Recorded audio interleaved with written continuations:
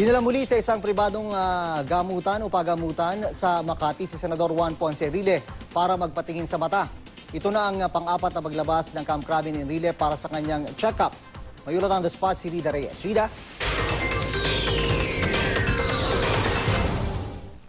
Yes, June, muli nga lumabas ng Camp Crame itong si Senador Juan Ponce Enrile kaninang umaga para sa pagpapatuloy ng check-up ng kanyang mga mata.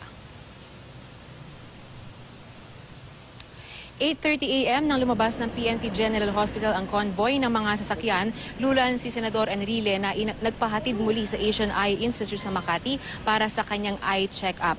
Bantay sarado pa rin siya ng mga tauhan ng PNP CIDG at ng kanyang medical staff. Pero di gaya noong mga nakakaraang araw na sa harap ng ospital siya bumaba, sa ngayon ay sa basement area ng Asian Eye Institute siya dumaan at tila umiwas ng makuna ng media matapos indahin ang pagkasilaw sa mga flash ng kamera kahapon.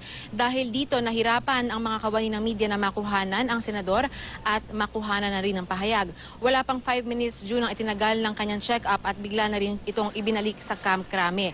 Simula ng pasamantalang ma-detain si Enrile sa PNP General Hospital, ito na ang pang-apat nitong paglabas ng Camp Crame para sa kanyang eye check-up dahil pa rin sa age-related macular degeneration.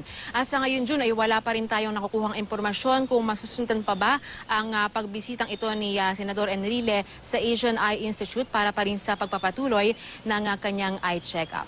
June? Maraming salamat, Rida Reyes.